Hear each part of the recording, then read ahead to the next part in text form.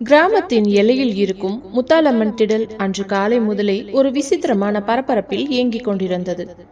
திருவிழாவின் இறுதிச் சடங்கான அம்மனின் வளைகாப்பு நிகழ்வுக்காக கிராமத்து மக்கள் அனைவரும் பந்தலின் கீழ் திரண்டிருந்தனர். முகப்பில் கட்டப்பட்டிருந்த பச்சை குறுந்தோலைகளும் வேப்பிலை கொத்துக்களும் வெயிலின் உஷ்ணத்தில் லேசாக சுருண்டு காற்றில் மங்கள வாசனையை பரப்பிக் கொண்டிருந்தன. மாளிகையின் பிரம்மாண்டமான வாகனங்கள் ஒவ்வொன்றாக வந்து நிற்க ஜமீன் பெரியவர்கள் தங்களின் ஆட்களுடன் பந்தலுக்குள் நுழைந்தனர். பெரியவர் மாணிக்கவேல் ஒரு பக்கம் இருக்க, சிவகுமாரும் மற்ற மகன்களும் கமிட்டி ஆட்களுக்கு உத்தரவுகளை பிறப்பித்துக் கொண்டிருந்தனர். பந்தலின் ஒரு ஓரத்தில் மெரூன் நிற பட்டுப்புடவையில் மஞ்சள் தேய்த்த முகத்தோடு அமர்ந்திருந்தாள் வெண்பா. அவளது தோற்றம் கம்பீரமாக இருந்தாலும் அவளது கண்கள் அசைவற்று தரையே வெறித்துக் கொண்டிருந்தன. தேவோடு நடந்த அந்த திருமண நிச்சயம் அவளது ஒட்டுமொத்த உணர்வுகளையும் ஒரு நொடியில் முடக்கி போட்டிருந்தது. தன் மனதிற்குள் மட்டுமே பூட்டி வைத்திருக்கும் மாறனின் அந்த பிடிவாதமான முகமும், அவன் மதகு பாலத்தில் கை நீட்டி பேசிய அந்த ஆக்ரோஷமான வார்த்தைகளும் அவளது நெஞ்சுக்குள் தீயாக எரிந்து கொண்டிருந்தன. தன்னை சுற்றி இத்தனை உறவுகள் இருந்தும் தன் வாழ்க்கையின் இந்த மாபெரும் திருப்பத்தை யாரிடமும் பகிர்ந்து கொள்ள முடியாமல் ஒரு மௌன போராட்டத்தை அவள் தனியாகவே நடத்தி கொண்டிருந்தாள். அவளது இதயம் பயத்திலும் தவிப்பிலும் மாறி மாறி அடித்துக் கொண்டது. பந்தலின் மற்றொரு பகுதியில் கவினும் மற்ற இளவட்டங்களும் திருவிழாவிற்கான பிரசாத பைகளை அடுக்கும் வேலையில் தீவிரமாக இருந்தனர். கவின் தன் வேட்டியை மடித்து கட்டியபடி தன் தங்கை வெண்பா அமர்ந்திருக்கும் திசையை நோக்கி நகர்ந்தான். அவனது முகம் கடுமையான யோசனையெல்லாம் ஆழ்ந்திருந்தது. மாமா, நீங்க ஏன் காலையிலிருந்து வெண்பா கிட்ட நேருக்கு நேர் பேசவே மாட்டீங்க? அவகிட்ட ஏதோ ஒரு பெரிய தடுமாற்றம் இருக்கிறது, உங்களுக்கு தெரியுது இல்ல? அண்ணனா நீங்க போய் அவகிட்ட என்னன்னு கேட்க கூடாதா என்று யாழினி பூக்கூடைகளை கீழே வைத்தபடி கவினின் கையை பிடித்து கேட்டாள். கவின் தன் தலையை கோதியபடி, யாழினி, இந்த நேரத்துல நான் போய் அவகிட்ட என்னன்னு கேட்பேன்? அப்பாவுக்கும் தாத்தாவுக்கும் இந்த ஜமீன் கௌரவம் தான் பெருசு. அவகிட்ட ஒப்புதல் கேட்காமலேயே நிச்சயத்தை முடிச்சிட்டாங்க. அவளுக்கு இந்த முடிவுல சம்மதமா இல்லையான்னு அவளா வாய திறந்து சொன்னாதான் எனக்கே தெரியும். ஆனா அவளோ ஒரு வார்த்தை கூட பேசாம இங்க வந்து உட்கார்ந்துருக்கா. எனக்கு என்னவோ அவளோட இந்த அமைதிக்குள்ள ஒரு பெரிய புயல் மறைஞ்சிருக்குதுன்னு தோணுது என்றான் கவின் தன் தங்கையின் மௌனம் தரும் வேதனையோடு. சரண் அங்கே வந்து, கவின், நீங்க கவலைப்பட்டு இப்ப எதுவும் ஆக்க போறதில்ல. பெரியவங்க எல்லாரும் மேடையில இருக்காங்க. நாம இப்போதைக்கு இந்த திருவிழாவோட வேலைகள்ல மட்டும் கவனமா இருப்போம். மாறனோட ஆட்கள் சிலர் கூட்டத்துல இருக்கிறதா சரவணன் சொன்னான். அதனால நாம கொஞ்சம் எச்சரிக்கையா இருக்கணும் என்று புகழ் நிதானமாக கூறினான். புகழேந்தி தன் சட்டை காலரை சரி செய்தபடியே, சரணன் சொல்றது சரிதான்டா கவின். இங்க நடக்கிறத பார்த்தா அந்த மாறன் சும்மா வேடிக்கை பார்க்க மாட்டான்னு மட்டும் தோணுது. பஞ்சாயத்துல ஜெயிச்சு கர்வத்துல இருக்கான். இப்போ இந்த நிச்சயதார்த்தம் அவனுக்கு ஒரு பெரிய அடியா இருக்கும். அவன் என்ன பண்ண போறான்னு நாம இங்கிருந்தே கவனிப்போம் என்று சுற்றிலும் தன் பார்வையை சுழற்றினான். தர்ஷினியும் மாலினியும் அவர்களுக்கு பின்னால் நின்று கொண்டு ஊர் பெண்கள் வளையல் வாங்கும் கூட்டத்தை கவனித்துக் கொண்டிருந்தனர். மதியம் 12 மணியை தாண்டியதும் சுமங்கலி பெண்களுக்கு ஜமீன் செலவில் வளையல்கள் வழங்கும் பிரதான நிகழ்வு தொடங்கியது. வெண்பா மேடையின் ஒரு பக்கமாக அமர்ந்து பெண்களுக்கு பித்தளை தட்டுக்களில் இருந்து வளையல்களை எடுத்து கொடுத்து கொண்டிருந்தாள். அவளது விரல்கள் வளையல்களை தொட்டாலும் அவளது கவனம் முழுவதும் ஏதோ ஒரு எதிர்பார்ப்பில் சிதறி கிடந்தது. சரியாக அந்த நேரத்தில் பந்தலின் நுழைவாயிலில் ஒரு பெரும் சலசலப்பு எழுந்தது. அங்கிருந்த மக்கள் கூட்டம் சற்றென்று இருபுறமும் விலகி வழிவிட அத்தனை ஆக்ரோஷமான கம்பீரத்துடன் பந்தலின் நடுவே வந்து நின்றான் மாறன். அவனது சட்டையின் பட்டன்கள் பாதியளவு திறந்திருக்க அவனது முகத்தில் எந்த ஒரு பயமோ தயக்கமோ இல்லை. மாறாக ஒட்டுமொத்த ஜமீன் குடும்பத்தையும் ஒற்றையாளாக எதிர்கொள்ளும் ஒரு துணிச்சல் அவனது கண்களில் தெரிந்தது. அவனை பார்த்ததும் சிவகுமார் கோபத்துடன் தன் நாற்காலியை விட்டு எழுந்து முன்னால் வந்தவர், டே மாறா, இது பெண்கள் நடத்துற இந்த மங்களகரமான திருவிழாக்குள்ள நீ ஏன் வர்ற? உனக்கு எவ்வளவு தைரியம் இருந்தா எங்க ஜமீன் பந்தலுக்குள்ளேயே பெரம்ப அத்துமீறி நுழைவ? இப்பவே இங்கிருந்து மரியாதையை கிளம்பிடு என்று எச்சரித்தார். மாறன் லேசாக புன்னகைத்தான். அவனது பார்வையில் ஒரு பிடிவாதமான காதல் திமிர் இருந்தது.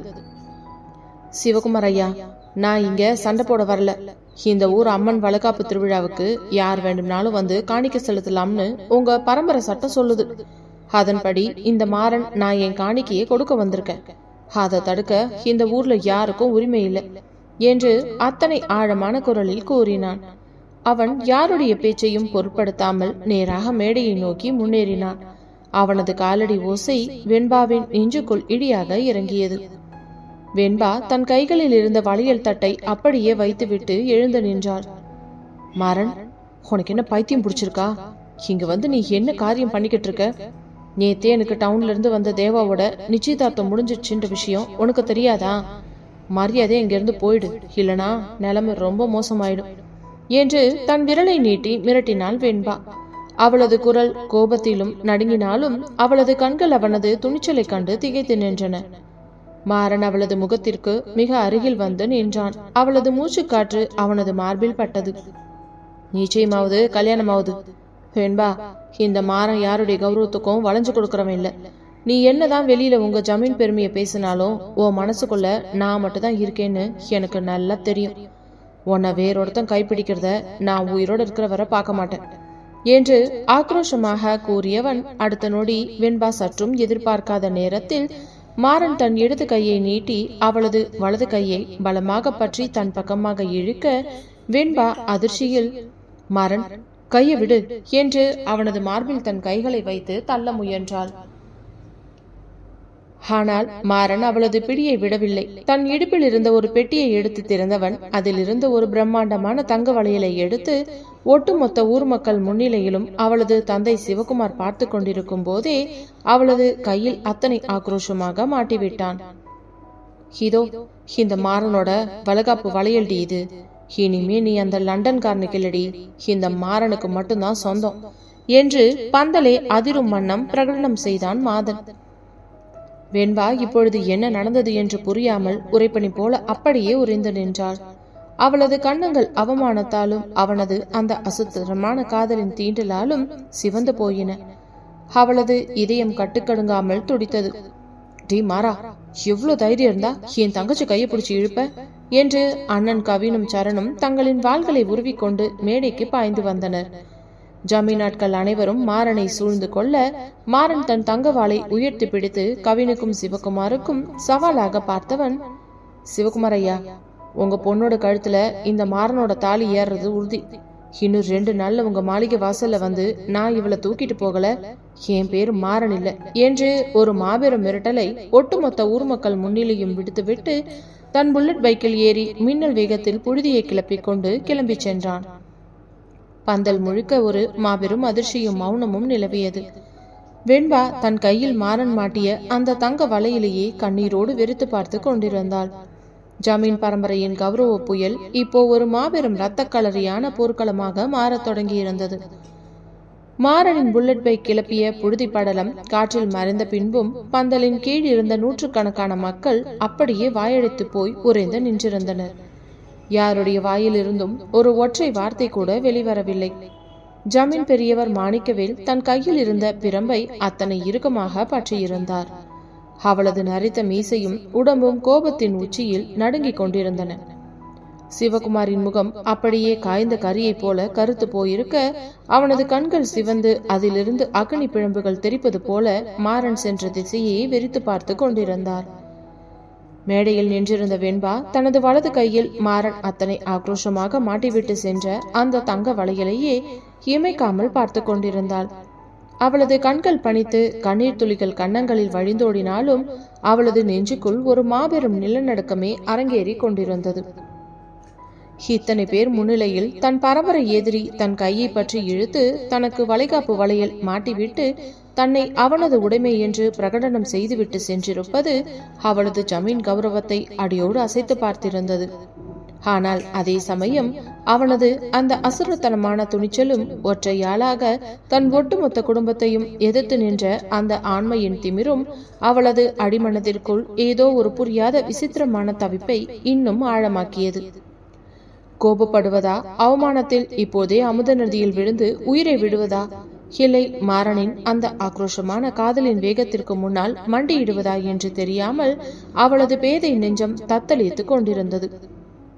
சிவகுமார், வண்டி எடுங்கடா. இந்த அவமானத்துக்கு பிறகு நாம இங்க ஒரு நிமிஷம் கூட நிக்க கூடாது. குடும்பத்து மானமே ஊர் சந்தையில ஏலத்துக்கு வந்த மாதிரி ஆயிடுச்சு. வண்டிய மாளிகைக்கு விடுங்க என்று பெரியவர் மாணிக்கவேல் இடிமுழக்கமாக கத்த ஜமீன் ஆட்கள் அனைவரும் அவசர அவசரமாக வாகனங்களை தயார் செய்தனர். அகல்யாவும் பவானியும் வெண்பாவின் இரு கைகளையும் பற்றி கொண்டு வாகனத்திற்குள் கூட்டிச் சென்றனர். கவினும் சரணும் தங்களின் வாள்களை உரைக்குள் திணிக்கும் போது அவர்களின் கைகள் கோபத்தால் நடுங்கியது.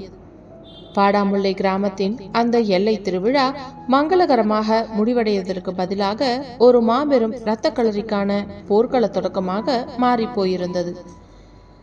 ஜமீன் மாளிகையின் பிரம்மாண்டமான கூடத்தில் அந்த மாலை நேரத்தில் ஒரு பயங்கரமான அமைதி நிலவ, கூடத்து தூண்களில் பட்டு தெரித்த விளக்குகளின் வெளிச்சம் அங்கே அமர்ந்திருந்த பெரியவர்கள் முகத்தில் இருந்த ஆக்ரோஷத்தை இன்னும் அதிகமாக காட்டிக் கொடுத்தது.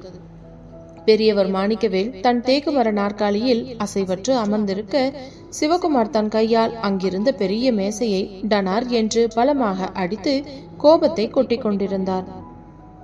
எவ்வளவு துணிச்சல் இருந்தா அந்த ரத்னவேல் பையன் மாற ஏன் மக வெண்பாவோட கையை பிடிச்சு இழுத்து வளையல் மாட்டுவான்? தலைமுறையா இந்த ஊரை ஆள்ற ஏன் பரம்பரைக்கு முன்னாடி நின்னு ஏன் மகளை தூக்கிட்டு போவின்னு சவால் விடுறானா?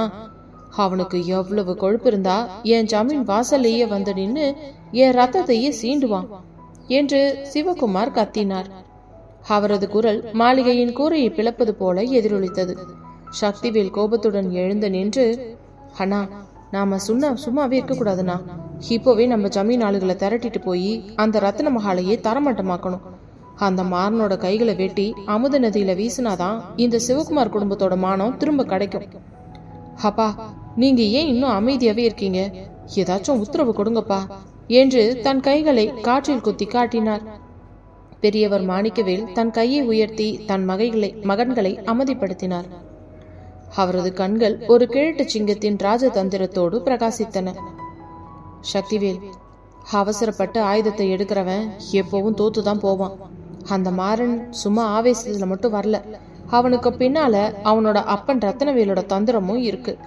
நாம இப்போ ரத்ன மகாலுக்கு போய் சண்டை போட்டா அது ஊர் பஞ்சாயத்துல நமக்கு தான் கெட்ட பேரா முடியும். அந்த சிவபிரகாசத்துக்கும் தேவுக்கும் போனை பண்ணி வர்ற முகூர்த்த நாள் வரைக்கும்லாம் காத்திருக்க முடியாது. நாளைக்கே நம்ம மாளிகையில வச்சு ரகசியமா வெண்பாவோட கல்யாணத்தை நடத்தணும்னு சொல்லுங்கப்பா. கல்யாணம் முடிஞ்சு அவ லண்டனுக்கு போயிட்டா அப்புறம் அந்த மாறன் இந்த ஊர்ல என்ன பண்ணுவான்னு நானும் பாக்குறேன் என்றார் பெரியவர் அத்தனை ஆழமான கணக்கோடு. தாத்தாவின் இந்த அதிரடியான முடிவை கேட்டதும் கூடத்தில் இருந்த அனைவரும் ஒரு நிமிடம் திகைத்து போயினர். சமையலறையின் மறைவில் நின்று இதை கேட்டுக்கொண்டிருந்த அகல்யாவும் பவானியும் கூட தங்களின் முகங்களை அதிர்ச்சியோடு பார்த்து கொண்டனர். அப்போது மாடிப்பட்டிக்கடிகளின் ஓரமாக நின்றிருந்த மூத்த மகன் கவின் முன்னால் வந்தான். அவனது முகத்தில் தன் தங்கை வெண்பாவுக்கு நேர்ந்த அவமானமும் அவளது அவசர கல்யாணத்தை பற்றிய கவலையும் ஒரு சேர தெரிந்தன. அவனது கண்கள் கோபத்தால் சிவந்திருக்க, அப்பா, தாத்தா, நீங்க என்ன முடிவு வேணா எடுங்க. ஆனா அந்த மாறன் என் தங்கச்சி வெண்பாவோட கையை தொட்டு இழுத்த அந்த ஒரு நொடிக்காக இந்த அண்ணன் நான் சும்மா இருக்க மாட்டேன்பா. அவசரமா நாளைக்கே கல்யாணத்தை வச்சுக்கிட்டு நாம பயந்து ஓடுற மாதிரி ஊருக்கு காட்டக்கூடாதுப்பா. ஜமீன் வீட்டு ஆண் பிள்ளைகள் உயிரோட இருக்கும்போது ஒரு புது பணக்காரன் வந்து மிரட்டிட்டு போறத நம்மளால எப்படிதான் சகிச்சுக்க முடியும்? நாளைக்கு காலையில விடியறதுக்குள்ள அந்த மாறனோட கர்வத்தை இந்த ஊர் மண்பாதையில வச்சு நான் அடக்கல, நான் உங்க மூத்த மகனே இல்லப்பா என்று கவின் தன் அண்ணன் பாசத்தையும் ஜமீன் வீரத்தையும் ஒட்டுமொத்த குடும்பத்தின் முன்னிலையிலும் சபதமாக உரைத்தான். சிவகுமார் தன் மூத்த மகனை பெருமையோடு பார்த்தார். அவனது பேச்சில் இருந்த வீரம் அவனது ஆத்திரத்திற்கு ஒரு புது தீனியை கொடுத்தது போல இருந்தது. கவின், நீ சொல்றதுதான் சரிடா. ஜமீன் ரத்தம் எப்பவுமே பயந்து ஓடாது. அப்பா, கவின் சொல்றதுல ஒரு நியாயம் இருக்குப்பா. நாம நாளைக்கு காலையில கல்யாண ஏற்பாடுகளை ஒரு புறம் கவனிப்போம். அதே சமயம் நம்ம வாசல்ல வந்து சவால் விட்ட அந்த மாறனை எப்படி முடக்கணும்னு கவினும் சரணும் பாத்துப்பாங்க. நீங்க சிவபிரகாசத்துக்கு இப்பவே போன் பண்ணி விஷயத்த சொல்லுங்கப்பா என்றார் சிவகுமார் தன் மகனின் சம்மதத்திற்கு பச்சை கொடி காட்டி. கவின் தன் கைகளை இருக்க மூடிக்கொண்டு விடிய போகும் காலைக்காக காத்திருக்க தொடங்கினான். அதே நள்ளிரவு நேரத்தில் வாடாமுல்லை கிராமத்தின் மறு எல்லையில் இருக்கும் அந்த பிரம்மாண்டமான ரத்தின மகால் அரண்மனைக்குள் ஒரு மாபெரும் கொண்டாட்டமும் அதே சமயம் ஒரு பெரும் போருக்கான ஆயத்தங்களும் தீவிரமாக நடந்து கொண்டிருந்தன. மகாலின் முற்றம் முழுவதும் விளக்குகளின் வெளிச்சத்தில் ஜொலித்துக் கொண்டிருக்க, மாறனின் ஆட்கள் குணா, வீராசாமி மற்றும் 50க்கும் மேற்பட்ட இளவட்டங்கள் மது குப்பிகளுடனும் கறி சோற்றுடனும் வெற்றியை கொண்டாடி கொண்டிருந்தனர். மகாலின் பெரிய ஹாலில் ரத்தினவேல் தன் நாற்காலியில் அமர்ந்து தன் மீசையை வருடியபடி பெருமிதத்தோடு சிரித்துக் கொண்டிருந்தார். பாத்தியடா குணா, என் மக மாறன் இன்னைக்கு அந்த ஜமீன் பந்தலுக்குள்ள புகுந்து ஒட்டு மொத்த ஊர் மக்கள் முன்னாடியும் அந்த மாணிக்கவேல் கிழவனோட முகத்துல கரிய பூசிட்டு வந்திருக்கான். என் பரம்பரைக்கு இருக்கிற வீரம் என்னன்னு இன்னைக்கு அந்த ஜமீன் மாளிகைக்கு உரைச்சிருக்கோம் என்றார் ரத்தினவேல் கர்வத்துடன். ஆனால் மாறன் அங்கே வைக்கப்பட்டிருந்த ஒரு பிரம்மாண்டமான கருங்கல் தூணின் மறைவில் தன் பைக்கின் சாவியை விரல்கள் சுழற்றியபடியே அசைவற்று நின்றிருந்தான். அவனது சட்டையின் பொத்தான்கள் இன்னும் திறந்தே இருக்க அவனது கண்கள் கோபத்தாலும் தன் காதலை அந்த ஜமீன் கௌரவ சுவர்கள் நசுக்க பார்ப்பதை எண்ணிய ஆக்ரோஷத்தாலும் அப்படியே தகித்துக் கொண்டிருந்தன. அவனது உதடுகளில் அந்த பிடிவாதமான புன்னகை இன்னும் நீங்கவே இல்லை. அவன் மெதுவாக கூட்டத்தின் நடுவே வந்து நின்றான். அவனது குரல் அத்தனை ஆழமாகவும் இடி முழக்கமாகவும் ஒலித்தது. டே குணா, வீராசாமி, நீங்க கொண்டாடுறத ஹீத்தோட நிறுத்திக்கோங்க. இன்னைக்கு நான் பண்ணனது வெறும் ஆரம்பம் தாண்டா. அந்த மாணிக்கவேல் கிழவனும் சிவகுமாரும் சும்மா இருக்கிற ஆளுங்களே இல்ல. இன்னைக்கு நான் அவங்க பொண்ணோட கைய பிடிச்சு வளையல் மாட்டிட்டு வந்த அவமானம் அவங்களோட ஜமீன் திமிர கிளப்பி விட்டுருக்கும். அவசர அவசரமா நாளைக்கோ இல்ல நாளை மறுநாளுக்கோ அந்த லண்டன்காரனை வரவழைச்சு வெண்பாவுக்கு கல்யாணத்தை முடிக்க அவங்க கண்டிப்பா பிளான் பண்ணுவாங்க. அது மட்டும் இல்ல, அவளோட அண்ணன் கவினும் சரணும் நாளைக்கு காலையில என் வழியை மறிக்க ஆயுதத்தோட வருவாங்க என்றான் மாறன் தன் எதிரியின் அடுத்த கட்ட நகர்வை துல்லியமாக கணித்து. குணா முன்னால் வந்து, சின்னையா, அவனுங்க வந்தா நாம சும்மா விடுவோமா? நம்ம ஆளுங்க எல்லாரும் அருவாளோட காத்துக்கிட்டு இருக்கோம். நீங்க ஒரு வார்த்தை சொன்னா அந்த ஜமீன் வம்சத்தையே நாளைக்கு காலையில நிர்மூலமாக்கிடுறோம் என்றான் ஆக்ரோஷமாக. மாறன் தன் தங்கவாளை எடுத்து அதன் கூர்மையான முனையை தன் விரல்களால் வருடினான். இல்ல குணா, சண்டை போடுறது பெரிய விஷயம் இல்ல. ஆனா வெண்பாவோட மனசு எனக்கு முக்கியம். அவ இன்னைக்கு கோயில்ல தன் குடும்பத்துக்காக தலை குனிஞ்சு நின்னாலும் அவளோட கண்கள் எனக்கு சொன்ன ரகசியம் வேற. அவளோட அண்ணன் கவின் என் வழியை மறிக்க வர்றது அவனோட கடமை. அத நான் என் பாணியில தான் எதிர்கொள்வேன். நாளைக்கு காலையில அமுத நதியின் மதகு பாலத்துல வச்சு நான் அவங்கள சந்திக்கிறேன். குணா, நீ நம்ம ஆளுங்களை ஜமீன் மாளிகையை சுத்தி ரகசியமான கண்காணிப்புல வை. வெண்பா எப்ப வெளியே வர்றாளோ இல்ல அந்த மாளிகைக்குள்ள என்ன நடக்குதுன்னு ஒவ்வொரு நிமிஷமும் எனக்கு தகவல் வரணும். இந்த மாறனோட காதலர் திமிர் அந்த ஜமீன் கௌரவத்தை வளைக்கிற நாள் வெகு தூரத்துல இல்ல என்று தன் மாசான சபதத்தை உரைத்தான் மாறன். அவனது வார்த்தைகள் அந்த ரத்தின மகாலின் 4 சுவர்களையும் தாண்டி வாடாமுல்லை கிராமத்தின் காற்றையே அதிர வைத்தன. மறுநாள் காலை விடியற்காலை 5 மணி இருக்கும். வாடாமுல்லை கிராமத்தின் மேல் படர்ந்திருந்த பனிமூட்டம் அன்று வழக்கத்தை காட்டிலும் அத்தனை அடர்த்தியாகவும் குளுமையாகவும் இருந்தது. ஜமீன் மாளிகையின் மாடி அறைக்குள் வெண்பா விடிய விடிய தூங்காமல் தன் ஜன்னல் கம்பிகளை பிடித்தபடி அப்படியே நின்று கொண்டிருந்தாள். அவளது கண்கள் அழுது அழுது சிவந்து போயிருந்தன. அவளது வலது கையில் இருந்த அந்த மாறன் மாட்டிய தங்க வளையல் அந்த அதிகாலை பனி வெளிச்சத்தில் லேசாக மின்னிக் கொண்டிருந்தது. அவள் தன் விரல்களால் அந்த வளையலை மெதுவாக தொட்டு பார்த்தாள். அவளது உடம்பிற்குள் ஒரு புதிய சிலிர்ப்பும் நடுக்கமும் ஒரே நேரத்தில் உண்டானது. மாறன், நீ என்ன காரியம் பண்ணிட்டு போயிருக்கேன்னு உனக்கு தெரியுமாடா? ஒட்டுமொத்த ஊர் முன்னாடியும் என் கையை பிடிச்சு நீ வளையல் மாட்டினத என் அப்பா வழியும் தாத்தா வழியும் சகிச்சுக்கவே முடியாதுடா. நாளைக்கே எனக்கு அந்த தேவாவோட கல்யாணத்தை முடிக்க பெரியவங்க பேசிக்கிட்டு இருக்காங்க. என் அண்ணன் கவின் இன்னைக்கு காலையில உன்னை தேடி ஆயுதத்தோட வர்றதா என் அம்மா பேசிக்கிட்டாங்க. உனக்கு ஏதாச்சும் ஆகிடுச்சுன்னா இல்ல என் அண்ணனுக்கு ஏதாச்சும் ஆயிடுச்சுன்னா இந்த வெண்பா என்ன பண்ணுவே மாறன் என்று அவளது உள்மனது கதறியது. அதே நேரத்தில் மாளிகையின் பின்பக்க தோட்டத்தில் அண்ணன் கவினும் அவனது தம்பியான சரணும் தங்களின் பரம்பரை ஜமீன் வாள்களை தீட்டிக் கொண்டிருந்தனர். அவர்களின் முகத்தில் எந்த ஒரு தயக்கமும் இல்லை. தங்களின் தங்கைக்கு நேர்ந்த அவமானத்தை துடைக்க வேண்டும் என்ற ஒற்றை வெறி மட்டுமே இருந்தது. யாழினியும் ஹரிணியும் தூரத்திலிருந்து தங்களின் முறைமாமன்கள் ஆயுதத்தோடு கிளம்புவதைக் கண்டு பயந்து நடுங்கிக் கொண்டு நின்றனர். மாமா, எனக்கு என்னவோ பயமா இருக்கு. அந்த மாறன் சண்டைக்குன்னே அலையிறவன். நீங்க 2 பேரும் இப்போ அவனை தேடி போறது சரியில்லடா. பெரியப்பா கிட்ட சொல்லி பஞ்சாயத்து மூலமா அவனை அடைக்கலாமே என்று யாழினி ஓடி வந்து கவினின் கைகளை பற்றி கொண்டு கண்ணீரோடு கெஞ்சினாள். கவின் தன் கையை மெதுமாக விடுவித்துக் கொண்டு தன் வாளை உரைக்குள் திணித்தவன், யாழினி, என் தங்கச்சி வெண்பாவோட கையை தொட்டு இழுத்த அந்த ஒரு நொடியிலேயே அந்த மாறனோட விதி எழுதப்பட்டுருச்சுடி. ஜமீன் வீட்டு ஆண் பிள்ளைகள் இருக்கும்போது என் தங்கச்சிக்கு இந்த ஊர்ல பாதுகாப்பு இல்லைன்ற நிலைமையே வரக்கூடாது. நீ பயப்படாம இரு யாழினி. உன் மாமனோட வீரம் என்னன்னு இன்னைக்கு அந்த மாறனுக்கு நான் புரிய வைக்கிறேன் என்று அத்தனை கம்பீரமாக சொல்லிவிட்டு சரணோடு சேர்ந்து தங்களின் குதிரை மேல் ஏறி அமுத நதியின் மதகு பாலத்தை நோக்கி மின்னல் வேகத்தில் பாய்ந்தனர். வாடாமுல்லை கிராமத்தின் அந்த அதிகாலை பனிப்பொழிவுக்கு நடுவே இரு குடும்பங்களின் பரம்பரை பகையும் மாறனின் அசுரத்தனமான காதலும் கவினின் அண்ணன் பாசமும் ஒன்றுடன் ஒன்று மோதிக்கொள்ளும் அந்த மாபெரும் வரலாற்று போர்க்களம் இப்போ அதிகாரப்பூர்வமாக அரங்கேற தொடங்கியிருந்தது. அமுத நதியின் மதகு பாலத்தை நோக்கி பாய்ந்த ஜமீன் குதிரைகளின் குளம்படி சத்தம் அந்த அதிகாலை பனிமூட்டத்தை கிழித்து கொண்டு எதிரொலித்தது. கவினின் கைகள் தன் குதிரையின் கயிற்றை அத்தனை இறுக்கமாக பற்றியிருந்தன. அவனது வலது பக்கத்தில் தன் சாம்பல் நிற குதிரையை செலுத்தியபடி வந்த சரணின் முகத்திலும் அதே தீர்க்கமான வீரம் குடிக்கொண்டிருந்தது.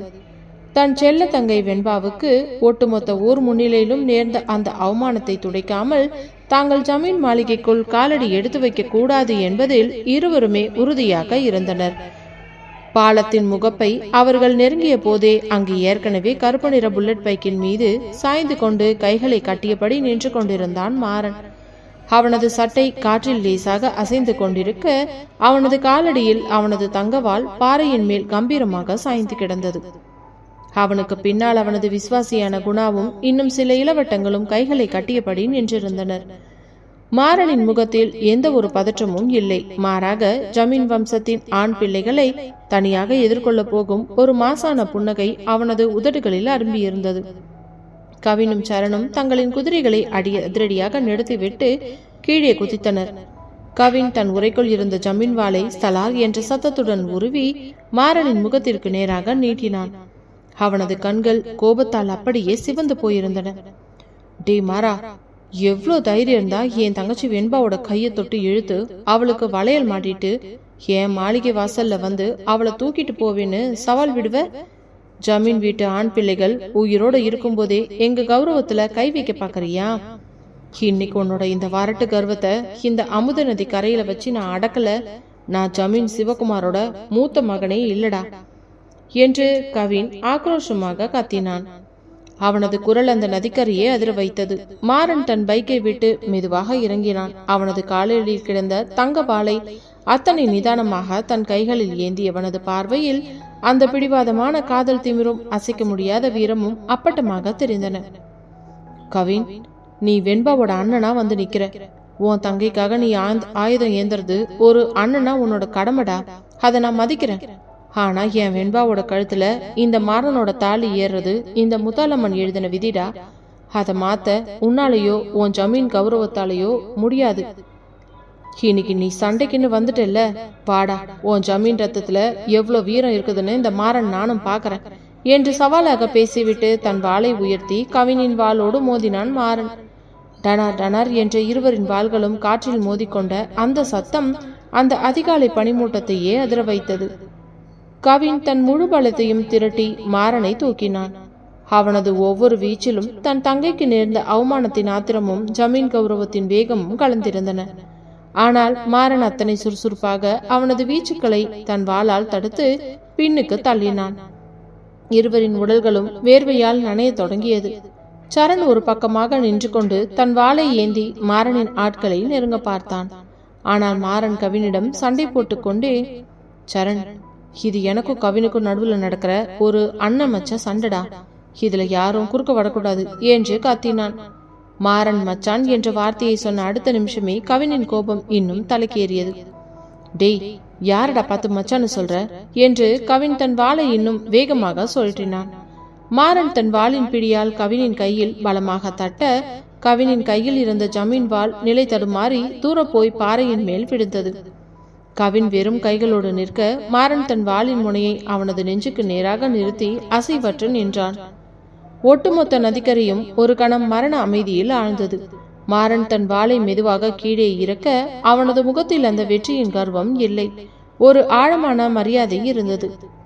கவின், நீ என் வெண்பாவோட அண்ணன்டா. உன்னை வெற்றதுக்கு எனக்கு ஒரு நிமிஷம் ஆகாது. ஆனா உன்னோட ஒரு சொட்டு ரத்தம் இந்த மண்ணில் விழுந்தாலும் என் வெண்பாவோட கண்கள் கண்ணீர் வடிக்கும். அது எனக்கு பிடிக்காது. உங்க அப்பா சிவகுமார் கிட்ட போய் சொல்லு.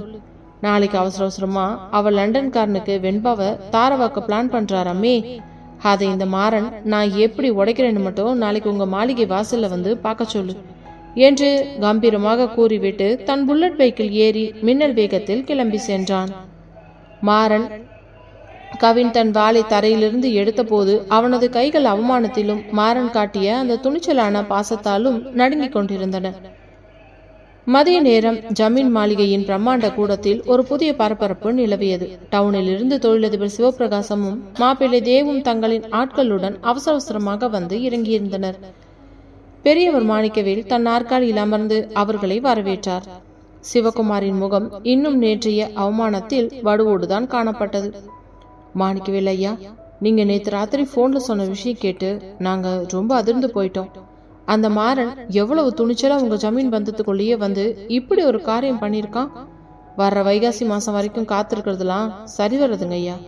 நீங்க சொன்னபடியே நாளைக்கு காலையில விடியறதுக்குள்ள நம்ம மாளிகையில வச்சு ரகசியமா அதே சமயம் பிரம்மாண்டமா இந்த கல்யாணத்தை நடத்தி முடிச்சிடலாம்னு நாங்களும் முடிவு பண்ணிட்டோம்.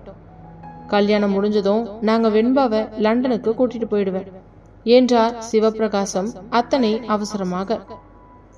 தேவ் அங்கே அமர்ந்து தன் கோட்டை சரி செய்தபடி, மாமா, வெண்பாவோட பாதுகாப்பு தான் எனக்கு முக்கியம்.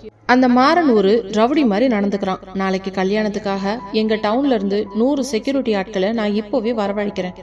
நம்ம மாளிகையை சுத்தி அவனுங்க காவல் இருப்பாங்க. ஒரு ஈ காக்கா கூட உள்ள நுழைய முடியாது என்றான் அத்தனை புத்திசாலித்தனமாகவும் தன் நாகரிக தோரணையோடும். சிவகுமார் தேவின் கைகளை பற்றி கொண்டார். தேவ், என் மகளோட வாழ்க்கை இப்போ உன் கைகள்ல தான் இருக்குதுப்பா. நாளைக்கு காலையில நல்லபடியா தாலி ஏறிட்டா என் பரம்பரையோட கௌரவம் காப்பாற்றப்படும் என்றார் நெகிழ்ச்சியோடு. அப்போது மாடிப்பட்டுக்கட்டுகளின் வழியாக கவினும் சரணும் அத்தனை சோர்ந்த முகத்தோடு கைகளில் வாள்களுடன் கூடத்திற்குள் நுழைந்தனர்.